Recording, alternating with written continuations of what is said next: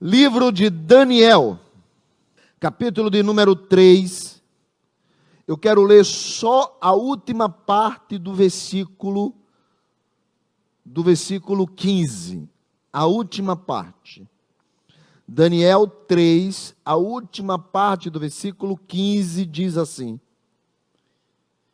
E quem é o Deus que vos poderá livrar das minhas mãos? E quem é o Deus que vos poderá livrar das minhas mãos? Observe o texto e observe que o Deus que está escrito ali é Deus com letra minúscula. Observe na sua Bíblia, observe na tela. O Deus que está ali é um Deus de letra minúscula. Nabucodonosor pergunta a 3 rapazes: quem é o Deus que vos poderá livrar das minhas mãos? Esta semana, pelas redes sociais da nossa igreja, alguém entrou lá, naquela parte que manda mensagens do Facebook, e fez uma pergunta quase que meio irônica. E a pergunta era: aonde está esse Deus de vocês? E depois completou, depois da interrogação, com alguns kkkkkk. A resposta que foi dada a ele também de forma interna foi uma resposta sobre aonde Deus estava, mas uma resposta empírica, ou seja, mostrado pelas suas próprias experiências que esta pessoa que respondeu teve com Deus. Então essa pessoa respondeu dizendo que as experiências pessoais que ela teve com Deus, sim, provava, e ela sabia onde Deus estava. E antes de ela afirmar onde Deus estava, essa pessoa novamente volta a escrever, dizendo, não mais como um ateu,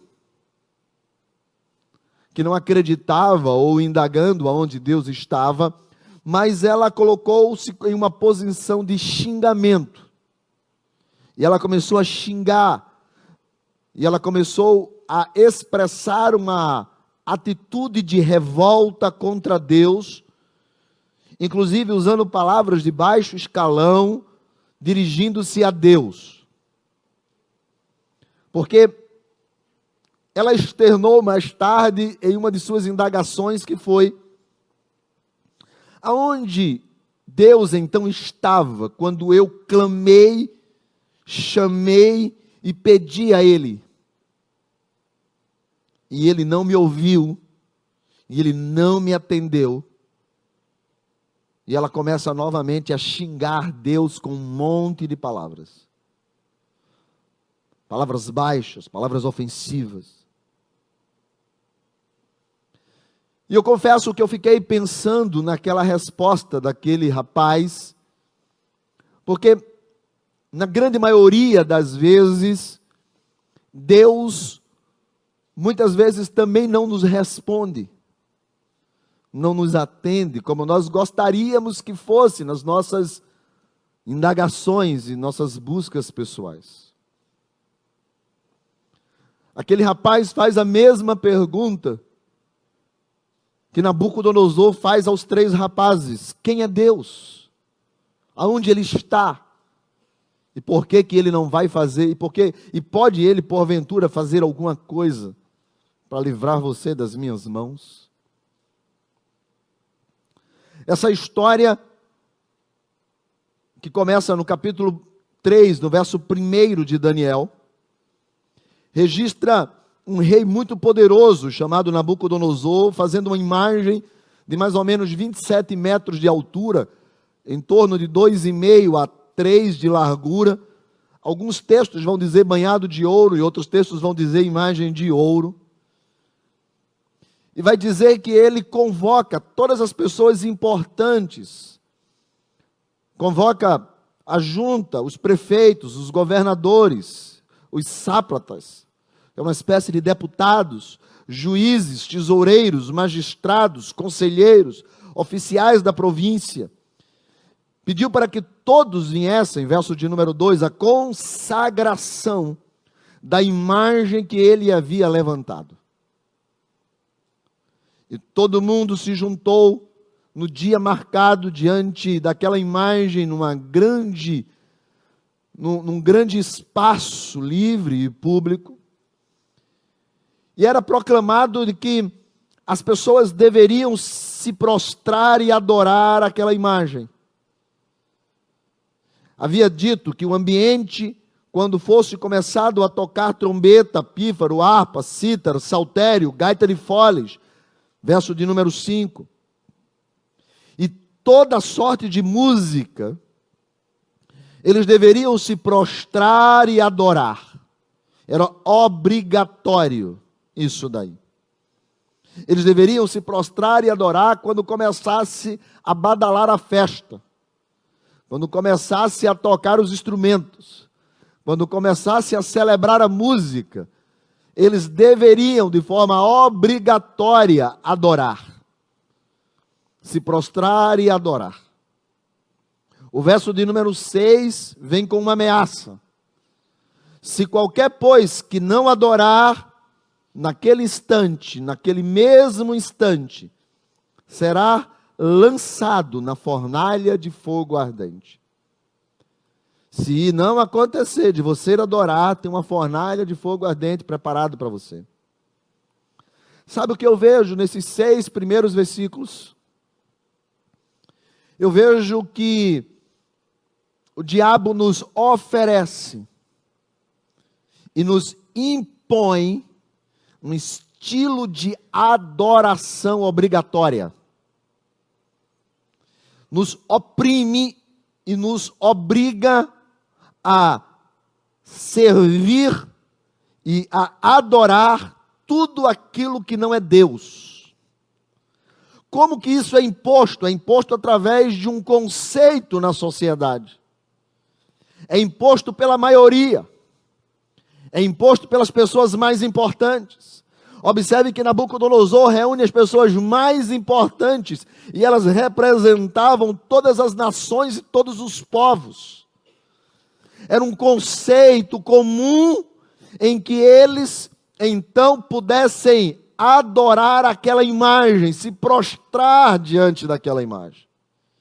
O que me chama a atenção e o que me impressiona nesse texto é que todo mundo está diante da imagem e aceita se prostrar diante da imagem ao som das músicas, dos pífanos, dos tambores, das harpas, uma verdadeira festa da idolatria.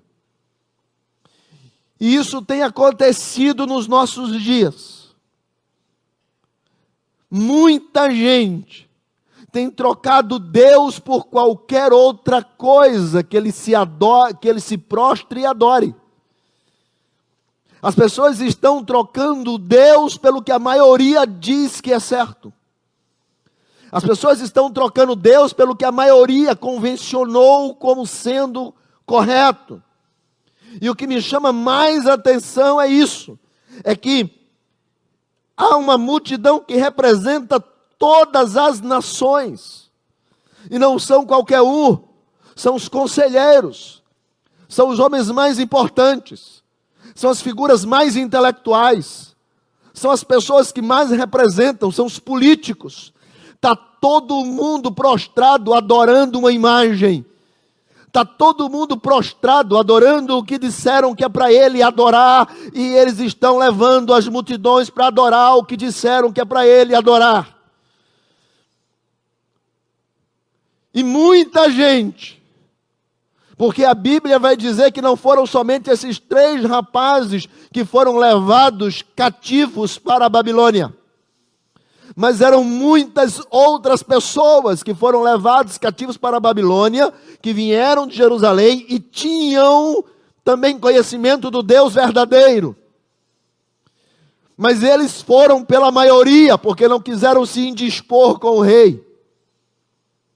Quantas pessoas que querem andar politicamente correto e se esquecem que foram chamados por Deus para viverem biblicamente correto. Mas essas pessoas estão lá no meio da multidão, no meio da festa, no meio da farra, estão no meio da gandaia, estão adorando aquilo que estão dizendo para ele que é o certo, estão adorando aquilo que estão dizendo para ele que é para adorar, e eles se prostram, se inclinam para aquilo que é dito para eles que é para fazer. O rei está na sua posição, os soldados estão olhando, há uma fornalha de fogo acesa, a multidão todo se prostra, e mesmo assim, diante de tudo isso, a obrigatoriedade de adorar aquela imagem não chega ao coração de 3 rapazes que tomaram uma posição diferente, porque a adoração não é algo que se impõe, adoração não é algo que se obriga, adoração não é algo que se exige. Deus nunca vai exigir que você o aceite, Deus nunca vai te obrigar a encontrá-lo, Deus nunca vai te obrigar a adorá-lo. O que está escrito acerca de adoração é: o Pai está procurando pessoas que voluntariamente decidiram adorar a Ele em espírito e em verdade. Deus não obriga ninguém a adorá-lo, Deus não obriga ninguém a servi-lo, Deus não coloca ninguém contra a parede. Isso é coisa do diabo, porque ele é um mentiroso, ele é aquele que oferece o que não pode dar. Ele disse lá para Jesus na tentação do deserto: olha, se tu me adorares, tudo isso eu te darei. Mentira, ele está prometendo que ele não pode dar, porque está escrito: do Senhor é a terra e toda a sua plenitude, tudo pertence a Deus, tudo é dele, para ele, feito por ele, e é por causa dele que estamos aqui. O diabo obriga as pessoas, ele arma a arapuca, ele faz o quadradinho, ele mente, ele trapaceia, para as pessoas não enxergarem a luz do Evangelho. Ele cria situações embaraçosas, para as pessoas ficarem dependentes da mentira, agarradas ao diabo.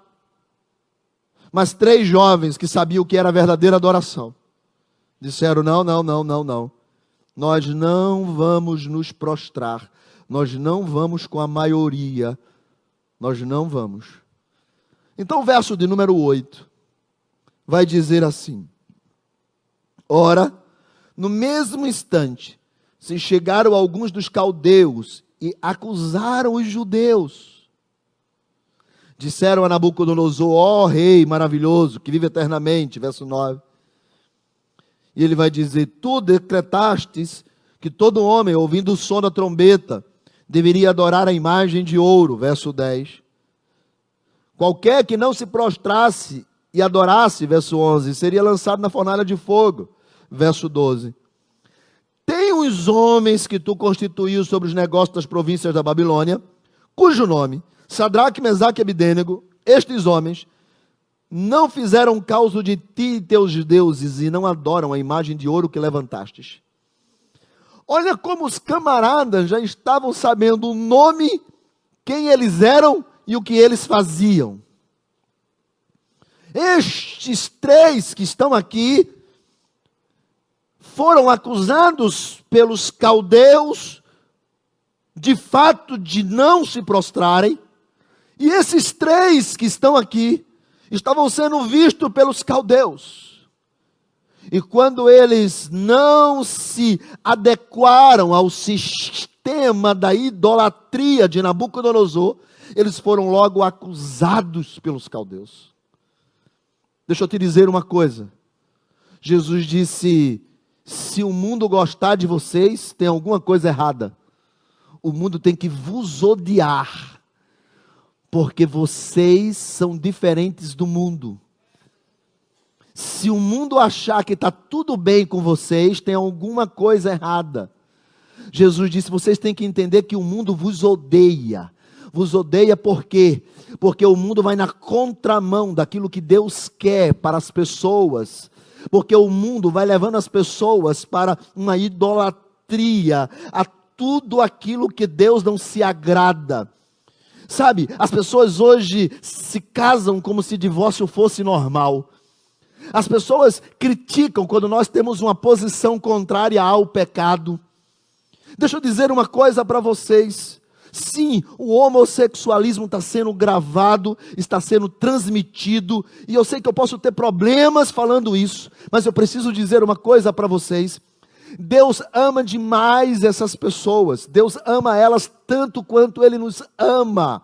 Deus, Ele tem paixão por qualquer um que nasceu nesta terra, porque está escrito, o desejo de Deus é que todas as pessoas sejam salvas. Deus de forma alguma vai discriminar ninguém.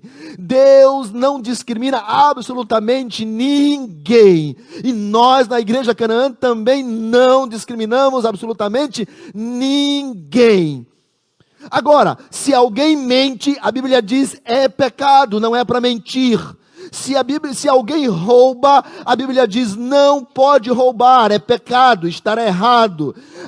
Se alguém maltrata o pai ou a mãe, a Bíblia vai dizer está errado, tem que honrar o pai e a mãe. A Bíblia diz que um hétero bem casado, se ele trai a esposa com uma outra mulher, a Bíblia vai dizer, está errado, isso é adultério, não pode. A Bíblia vai dizer que mesma coisa quanto a mulher, se ela trair o esposo casado, vai dizer, você está errado, é pecado, não pode. E eu quero deixar também muito claro que no céu, todos os que vão para lá são pecadores. Agora, no inferno também são pecadores. Qual é a diferença? É que no céu, eles se arrependeram dos seus pecados, pediram perdão a Deus, estão desejosos em morar lá, porque para o céu só vai aqueles que não se arrependem, porque pecadores somos todos nós, mas nós nos arrependemos em Jesus Cristo, e dissemos, Senhor, nos perdoa, perdoa o que nós estamos fazendo, mas nós queremos ir morar no céu. E da mesma forma que esses pecados estão claros na Bíblia, um homem que dorme com outro também está errado. Uma mulher que dorme com outra também está errada. Isso está errado segundo as Escrituras. Mas eu não acho, é um problema seu. Se prostre e adore a imagem que você quiser, mas eu serei como Sedraque, Medague e Abdenego. Eu não me dobrarei diante da maioria. E ele ficou lá. Os três ficaram lá. E tem gente para nos acusar. E tem gente para colocar o dedo. E tem gente para dizer que você está errado. E tem gente para dizer cuidado com isso. E tem gente para lhe acusar. Deixa eu dizer uma coisa. Nós precisamos amar a todas as pessoas. E do mesmo jeito, eu não posso achar que esse pecado é maior do que esse. Eu não posso achar que esse pecado que está aqui, e que alguém que rouba, ele é menos pecador do que aquele que vai em um show e diz blasfêmias contra Deus e contra Jesus Cristo. Não. Lá no céu não existe, nem no inferno, uma categoria de pecadores ou uma categoria de salvos. Não existe isso. É muito simples. Se você se arrepender, você encontrará Deus. Se você não se arrepender, você não encontrará Deus. Porque Deus está em busca de pessoas que não se dobram daquilo em que já está declarado na Bíblia, é pecado. E vai ter muita gente como esses caldeus, buscando encontrar aqueles que se posicionam a favor de Deus, e vão botar o dedo e vai dizer, vocês estão errados. E levaram esses três rapazes à presença de Nabucodonosor, e chegaram até ele e disseram, olha, esses três rapazes fizeram errado. Nabucodonosor mandou chamá-los. E deu a eles uma segunda chance. Até o diabo dá segunda chance. Verso de número 15. Ele vai dizer, vocês estão dispostos quando ouvirem novamente, vocês se prostrarem? Vocês não sabem que serão lançados na fornalha? E ele pergunta, então, quem é Deus? Deus com letra minúscula. Quem é Deus? Sadraque, Mesaque e Abdenego vão enfrentar uma situação muito terrível. Eles vão ser lançados na fornalha. Sabe, deixa eu dizer uma coisa para vocês. Sabe qual é o problema de alguns crentes? É que eles acham que nunca vão passar por situações difíceis. Sabe qual é o problema de alguns crentes? Eles acham que nunca vão passar por situações complicadas como essa. Veja Atos, capítulo de número 7, versículos de números 9 e 10. Veja Atos. Os patriarcas movidos de inveja, igual a esses camaradas aqui que deduraram os 3 rapazes. Os patriarcas movidos venderam a José para o Egito. Completa a frase. 1, 2, 3. De novo. De novo. Venderam José para o Egito, mas Deus era. Agora vê o verso de número 10. E não somente Deus era com ele, mas o livrou de todas as suas tribulações.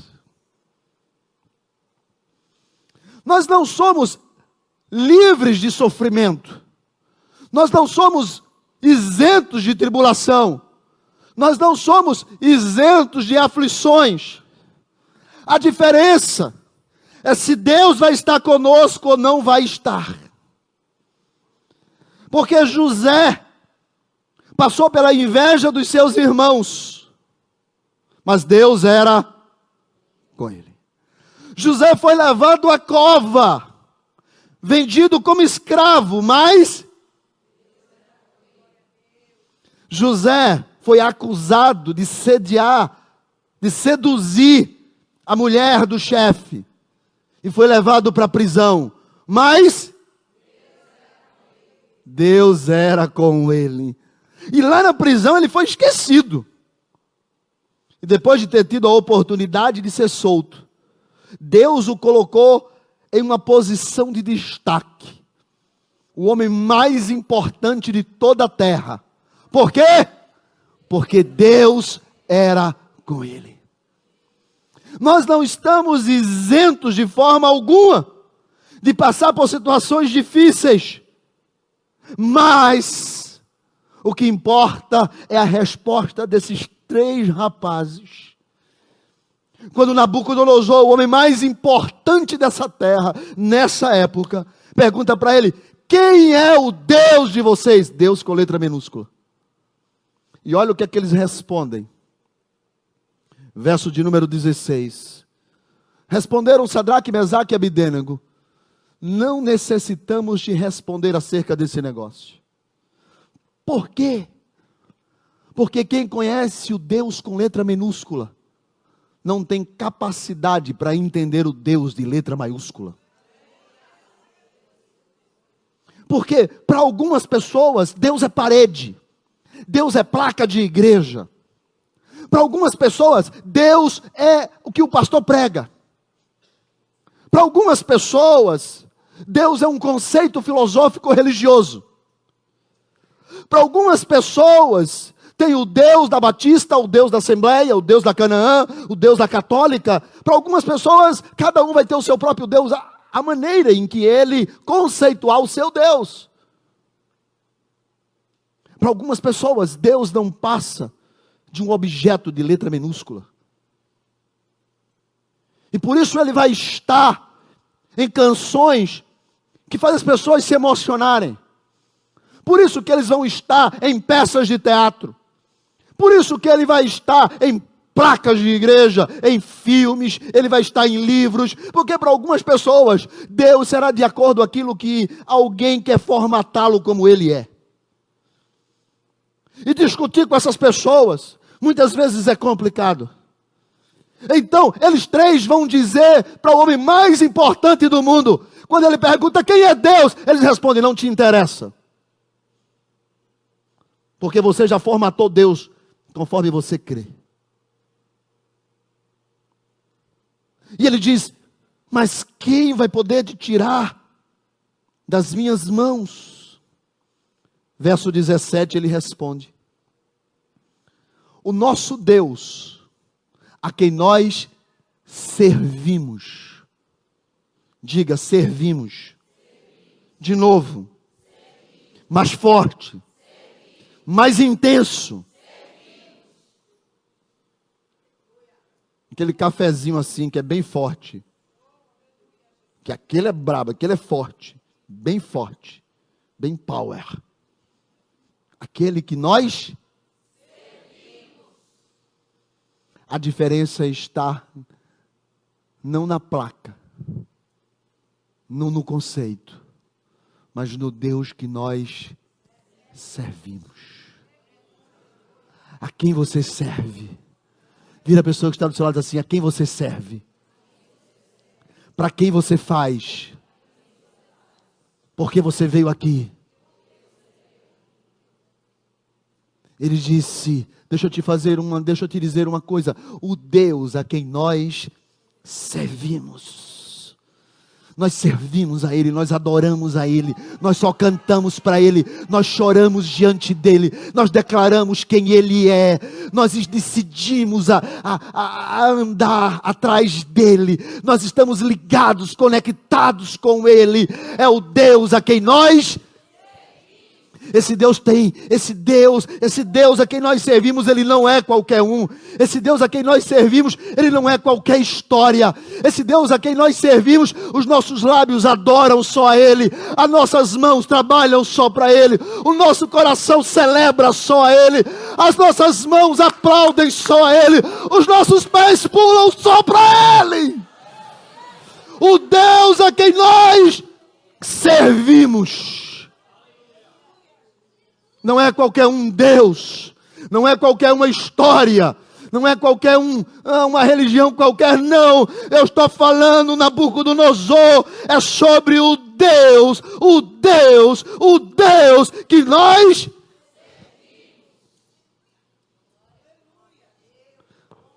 Só que nós servimos porque este Deus pode. Nós servimos porque Ele pode nos livrar da fornalha. Nós servimos a um Deus que Ele pode abrir estrada no meio do nada. Ele pode abrir porta aonde não tem porta. Ele pode realizar coisas que você nem imagina. Sabe, aquele rapaz que disse: aonde está Deus? A pessoa respondeu a ele e disse: Ele está na restauração do meu casamento, Ele está na cura do meu filho, Ele está na bênção que veio sobre a minha vida, Ele está de onde eu estava e onde Ele me tirou e aonde Ele me colocou. É aí aonde Deus está, porque o Deus a quem eu sirvo, Ele pode. Ele pode. Ele pode ir aonde ninguém vai, Ele pode chegar aonde ninguém chega, Ele fala aonde ninguém consegue alcançar, Ele vai dentro da tua alma, Ele vai dentro do teu coração, porque a palavra dEle é como espada que vai na divisão da alma e do espírito. Ele encontra você, ainda que você se esconda, Ele abate o gigante, Ele ajuda o necessitado, Ele é o esposo da viúva. Ah, meu Deus, Ele é o pai do órfão, Ele é a estrela da manhã, Ele é o sol e a lua que Josué parou, Ele é a vara de Moisés que fez água sair da rocha, Ele é a sombra de Pedro que curava os miseráveis. Ah, Deus, Ele é o sol do meio-dia que Paulo enxergou e foi lançado na estrada de Damasco. Ele é a resposta para todas as nossas perguntas, Ele é o bálsamo para todas as nossas dores, Ele é a cura para todos os nossos problemas, Ele é o Senhor da nossa vida. E é por isso que eu sirvo a Ele, porque Ele é um Deus que pode. Isso fala de soberania, isso fala do Deus que criou todas as coisas a partir do nada. Isso é o Deus que a única matéria-prima que precisa para fazer um milagre é nada. Porque quando não havia nada, Ele fez todas as coisas. Quando Ele pairava sobre um nada, sobre um caos, Ele apenas disse: haja, e tudo o que Ele disse haja foi feito. As estrelas, Ele chama cada uma pelo seu nome. A terra é o banquinho dos seus pés. Na nuvem, Ele faz seus mensageiros. É um Deus que tudo pode. Quantas histórias de milagres eu já não vi. Quantas histórias de cura eu já não ouvi e eu já não vivi. Quantas histórias de bênção sobre casamentos eu já não vi, ouvi e vivi. Porque nós servimos a um Deus que pode. Ó Deus grande. Então vira a pessoa que está do seu lado e diz assim: qual é o seu problema? Deixa eu te falar. Diga para ela: Deus pode. Deus pode.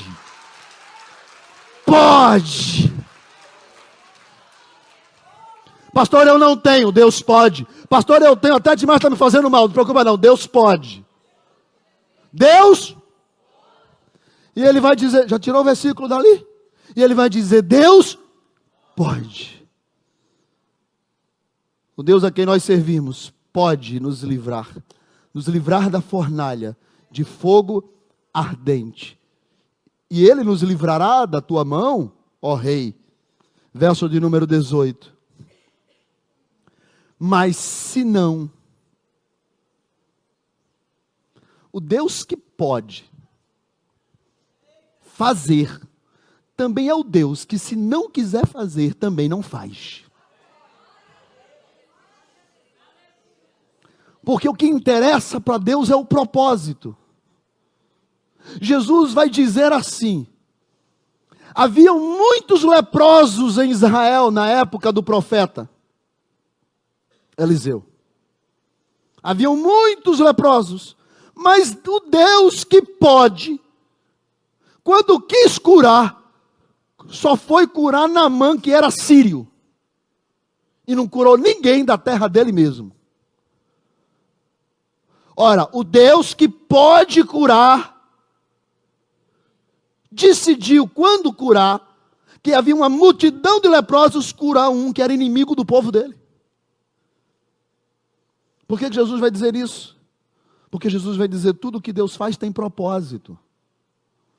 Porque quando Deus decidiu fazer isso com Naamã, Deus levou o Deus eterno para dentro da casa do inimigo, porque Naamã foi crente. Então Deus pegou Naamã, que havia sido curado pelo Deus de Israel, e ele volta para a Síria com Deus dentro do coração. E isso nem o general, nem o rei podia tirar, porque não estava do lado de fora, porque não era imagem, estava do lado de dentro.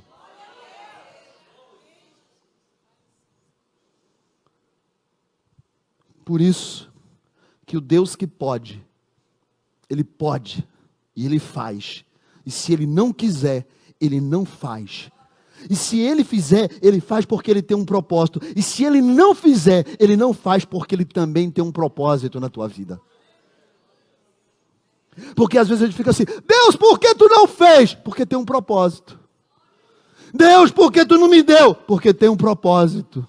Deus, por que a coisa não muda? Porque também tem um propósito. Então, o Deus que podia soprar um vento e apagar o fogo, o Deus que ruiu as muralhas de Jericó, podia balançar aquele fogo e destruir o fogo. Podia ou não podia? Ele não é um Deus que pode? Mas os 3 rapazes estavam convictos de uma coisa: independente se Deus fizer ou se Deus não fizer, Ele continua sendo o Deus eterno a quem eu sirvo. Porque eu sirvo a um Deus único, verdadeiro, um Deus que pode. E eu não vou me dobrar diante das ameaças, diante das perseguições, diante das acusações, diante das pedradas, diante dos inimigos, diante do diabo, diante de tudo que se levanta em nome e em contra Deus. Eu não me prostro. E o Deus que pode livrar, se Ele não livrar, continuará sendo Deus.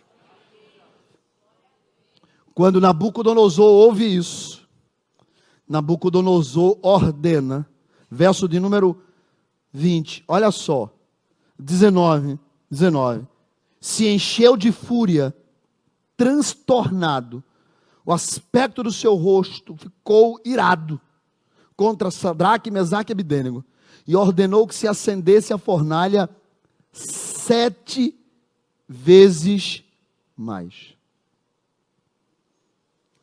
O que eu acho mais interessante não é somente o crente ou aquele que ama a Deus ou que serve a Deus passar pela fornalha. Deixa eu te dizer uma coisa. Todos nós passamos por adversidade, seja crente ou seja não crente.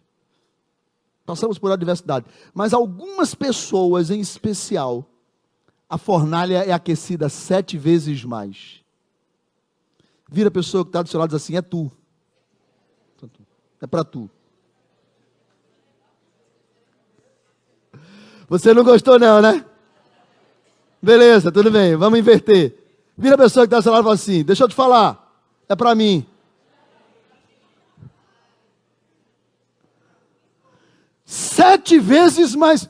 Se aquecesse 7 vezes mais. Quantas fornalhas, irmãos, nós passamos todos os dias? Fornalha do abandono. Fornalha de problemas com pai, com mãe, com esposa. Com marido, com filho, doença que chega. Porta do desemprego que bate. O juiz que não resolve. O médico que sentencia o contrário da expectativa que a gente queria. Quantas fornalhas, fornalhas de mentiras, de calúnias. Fornalhas que nós somos levados sempre e o tempo todo. E parece que tem algumas que são aquecidas 7 vezes mais. Quem trouxe a mão direita? Bota assim na cabeça e fala, misericórdia. 7 vezes mais. Agora, ela é algo tão diferente, que olha, diz assim, que se aquecesse 7 vezes mais do que se costumava aquecer. É fora do padrão. Tem hora que a pancada vem fora do padrão. E você olha para tudo quanto é lado e fala assim, não é possível, ô capeta. Aí a gente acha logo um demônio, um capeta, porque é aquecido fora do normal, fora do padrão. Agora me pergunte, por que Deus permite nos jogar no fogo, quando o fogo está 7 vezes mais aquecido fora do padrão? Pergunte, por quê? Pergunta a pessoa que está do seu lado, por quê? Verso de número 24. Então o rei Nabucodonosor se espantou. O tamanho da prova vai ser o tamanho da bênção que vai deixar todo mundo espantado. Ele? Ela? Como pode? O tamanho da prova vai ser muito mais elevado, o tamanho da bênção que espantou até o rei. Ué! Ele não tinha condição. Ela não parecia que ia chegar. Ele tinha tudo para dar errado. E eu não sei a história dele. E eu não sei a história dela. Mas como que foi que Deus fez isso? O melhor de Deus ainda vai chegar na tua história. O melhor de Deus ainda vai chegar na tua casa. O melhor de Deus ainda vai chegar na tua vida. Suporta essa fornalha, porque Deus vai colocar todo mundo espantado com o que Ele vai fazer na tua vida. Tu crê? Então se crê, dá uma linda salva de palmas para Jesus. Olha só, ficou espantado. Espantado. Espantado com o quê? Olha o que ele vai dizer no verso de número 24. Nós não lançamos 3 homens atados dentro do fogo? E os babão de lado respondeu, é verdade, rei. E no 25 ele diz assim, eu, porém, 25. Disse ele, eu, porém, vejo 4 homens soltos. Vejo 4 homens soltos. E olha só, vejo 4 homens soltos. E ainda mais, passeando dentro do fogo. Está tudo caindo em volta de você. E você...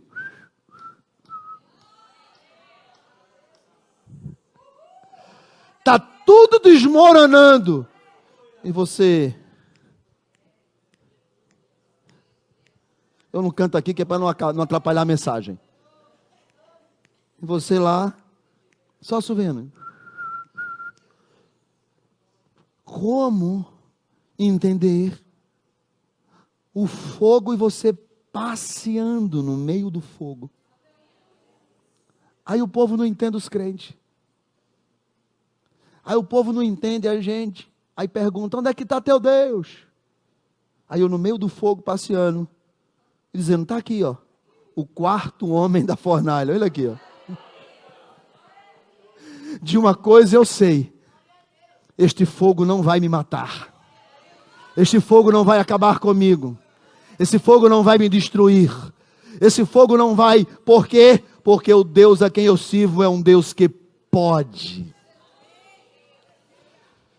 Passeando no meio do fogo, e ele vai dizer assim, caramba, e não sofrem dano algum. Você não será impedido de estar no fogo, mas esse fogo não te causará dano algum.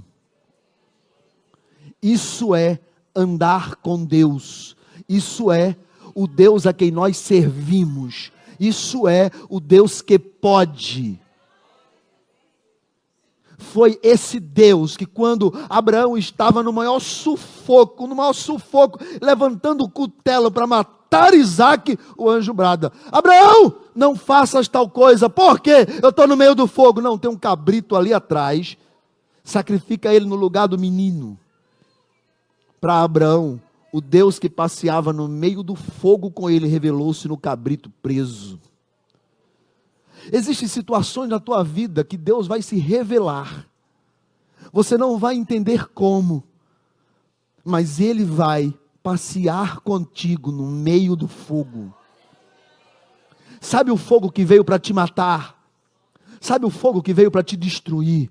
Sabe a fornalha que veio para acabar com você? Tem gente que sabe o que eu estou falando aqui. Porque esse rapaz que mandou esse texto na igreja, eu acho que ele estava, o fogo conseguiu vencê-lo porque ele não conhecia o Deus a quem servimos, que pode. E o fogo destruiu. Mas quem conhece o Deus que nós servimos e que pode, passeia no meio do fogo e nada lhe acontece.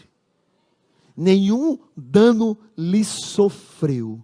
Deus vai se utilizar do fogo sobre a tua vida para mudar a história de outras pessoas. Sabia disso? O fogo que vem sobre você, ele existe para quê, pastor? Para mudar a história de outras pessoas. Quer ver como é que funciona? Verso de número 28. Verso de número 27. 27. Nabucodonosor ajuntou os sátrapas, os prefeitos, os governadores, os conselheiros do rei e disse: ei, vocês estão vendo aqueles rapazes? O fogo não tem poder algum sobre eles. O diabo não pode com você, o diabo não pode com a tua casa. As fornalhas não podem destruir os teus projetos. O fogo não vai vir sobre você que tem sonhos de Deus ainda para vivê-los. Estão vendo esses homens? Como pode? Nem foram chamuscados os cabelos da sua cabeça, nem os mantos mudaram de cor, e nem cheiro de fogo passou sobre eles. Estão achando que destruíram você na fornalha? Não sabe que o quarto homem está passeando contigo no meio do fogo? E aí ele vai dizer, aí Nabucodonosor vai dizer, versículo de número 28. Então Nabucodonosor falou: bendito seja o... letra minúscula ou maiúscula? Deus vai usar o fogo da tua vida para mostrar a esse mundo que Deus ainda é Deus, e de letra maiúscula. É o Deus que opera, é o Deus que age, é o Deus que vai fazer, É o Deus que tem poder de curar, é o Deus que tem poder de realizar milagres, é o Deus que tem poder de restaurar famílias, é o Deus que tem poder de abrir portas, é o Deus que tem poder de fazer com que você, que está esperando o pior, Ele transforme o pior em melhor. Meu Deus, que Deus lindo! E Ele vai dizer: bendito seja o Deus com letra maiúscula, o Deus de Sadraque, Mesaque e Abednego, o qual Ele enviou um anjo, livrou os seus servos, que?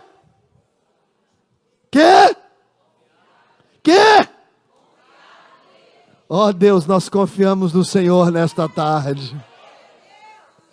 Eu confio no Senhor.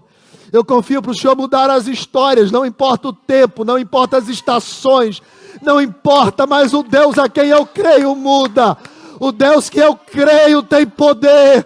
O Deus que eu creio tem poder. Oh Deus lindo, oh Deus maravilhoso, oh Deus grande.